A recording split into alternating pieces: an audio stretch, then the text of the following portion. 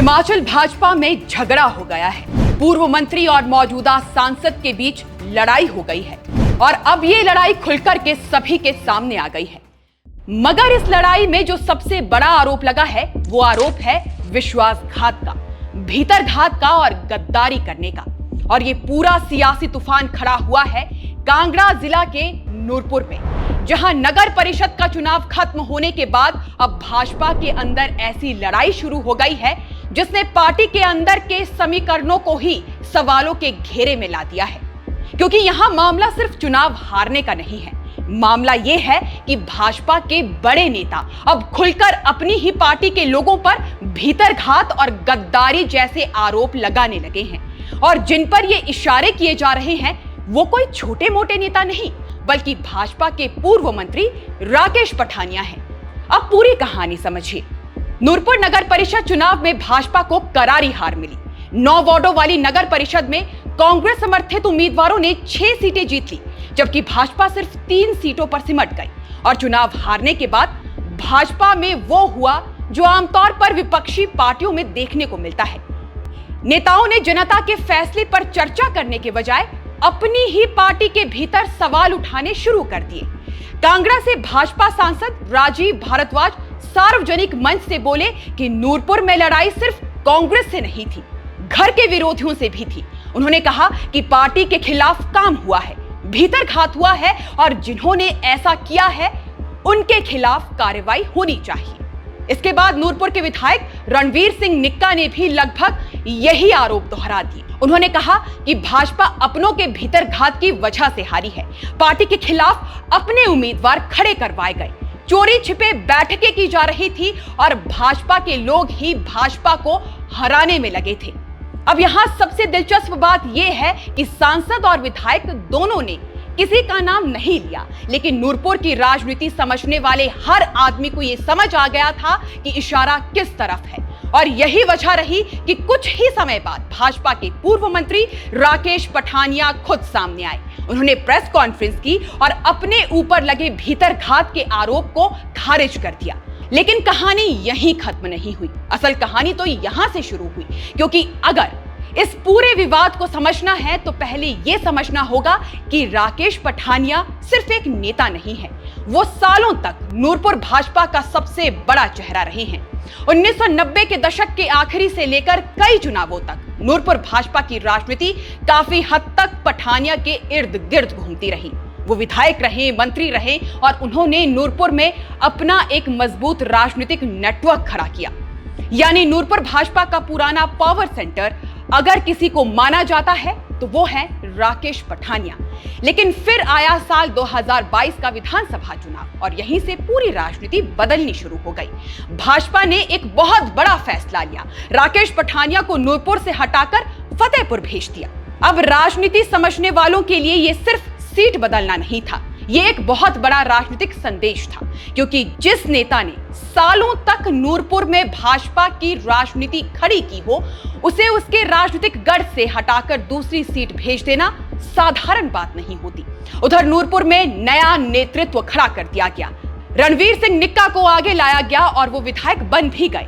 यानी भाजपा ने साफ संकेत दिया कि नूरपुर की राजनीति में अब नया पावर स्ट्रक्चर तैयार किया जा रहा है। लेकिन यहीं से अंदर खाने खींचतान की राजनीति शुरू हुई, क्योंकि राजनीति में सिर्फ पद बदलते नहीं, उनके साथ ताकत बदलती है, प्रभाव बदलता है, नेटवर्क बदलते हैं और कई बार पूरा राजनीतिक वर्चस्व बदल जाता है। और शायद यही वजह है कि अब भाजपा के अंदर 2 अलग अलग शक्ति केंद्र दिखाई देने लगे हैं। एक तरफ मौजूदा नेतृत्व, दूसरी तरफ वो पुराना नेतृत्व जिसने सालों तक संगठन को खड़ा किया। अब यहां एक और बात समझिए, राकेश पठानिया को जिस फतेहपुर सीट पर भेजा गया वो भाजपा के लिए आसान सीट नहीं थी। वहां कांग्रेस पहले से ही मजबूत रही है और आखिरकार 2022 में पठानिया वहां चुनाव हार गए। यानी एक तरफ उनका पुराना राजनीतिक गढ़ छूट गया, दूसरी तरफ नई सीट पर हार का सामना करना पड़ा और उधर नूरपुर में नया नेतृत्व स्थापित हो गया। यहीं से अंदर ही अंदर राजनीतिक दरार और गहरी होती चली गई। अब लौटते हैं नगर परिषद चुनाव पर। भाजपा को उम्मीद थी कि नूरपुर नगर परिषद में उनका प्रदर्शन मजबूत रहेगा, लेकिन परिणाम उल्टे आए। कांग्रेस समर्थित उम्मीदवारों ने 6 सीटें जीत ली और भाजपा हार गई। यानी जिस नूरपुर में भाजपा नया मॉडल बनाकर दिखाना चाहती थी, वही पार्टी अंदर से बिखरी हुई दिखाई देने लगी।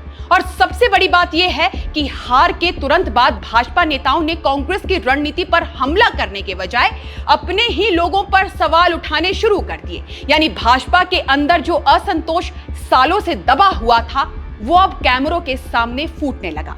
अब यहां भाजपा की राजनीति भी समझिए। भाजपा खुद को एक अनुशासित कैडर बेस्ड पार्टी मानती है, जहां संगठन सर्वोपरि माना जाता है, जहां व्यक्तिगत महत्वाकांक्षा से ऊपर पार्टी लाइन को रखा जाता है। ऐसी पार्टी के अंदर सांसद सार्वजनिक मंच से भीतर घात बोले, विधायक अपनों द्वारा हराने की बात करे और पूर्व मंत्री प्रेस कॉन्फ्रेंस करके जवाब दे, तो इसका मतलब होता है कि मामला बहुत गंभीर है। क्योंकि भाजपा में आमतौर पर इस तरह के विवाद बंद कमरे में निपटाए जाते हैं, लेकिन यहां लड़ाई खुलकर जनता के सामने आ गई। और यही वजह है कि अब इस पूरे विवाद को सिर्फ निकाय चुनाव का विवाद नहीं माना जा रहा, अब इसे भाजपा के अंदर लीडरशिप बैटल की तरह देखा जा रहा है। राकेश पठानिया ने अपने जवाब में सिर्फ सफाई नहीं दी, उन्होंने साफ कहा कि उन्हें चुनाव में दरकिनार किया गया और उसी का खामियाजा पार्टी को भुगतना पड़ा। उन्होंने यहां तक कहा कि टिकट कटने से उनका भाजपा और संगठन से रिश्ता खत्म नहीं हो जाता। इस एक लाइन ने पूरी राजनीति का दर्द बाहर निकाल दिया, क्योंकि ये सिर्फ बयान नहीं था, ये उस नेता का संदेश था जो खुद को पार्टी से अलग नहीं बल्कि साइडलाइन महसूस कर रहा है। पठानिया ने अपने कार्यकाल के विकास कार्य भी गिनवाए। उन्होंने कहा कि उनके समय में नूरपुर में पुलिस जिला मिला, फॉरेंसिक लैब मिली, टिम्बर डिपो मिला और नगर परिषद के लिए करोड़ों रुपए की राशि लाई गई। उन्होंने सांसद फंड तक पर भी सवाल खड़ा किया है। यानी अब मामला सिर्फ चुनावी हार तक सीमित नहीं रहा, अब भाजपा के बड़े नेता एक दूसरे की राजनीतिक उपयोगिता तक गिनवा रहे हैं। और राजनीति में जब नेता अपने योगदान गिनवाने लगे, तो समझ लीजिए कि अंदर तक भरोसा कमजोर पड़ चुका है। उधर कांग्रेस इस पूरे विवाद को चुपचाप देख रही है, क्योंकि भाजपा की अंदरूनी लड़ाई का सबसे बड़ा राजनीतिक फायदा आखिरकार कांग्रेस को ही मिल सकता है। और यही वजह है कि नगर परिषद की हार के बाद अब मामला जिला परिषद चुनावों तक पहुंच चुका है।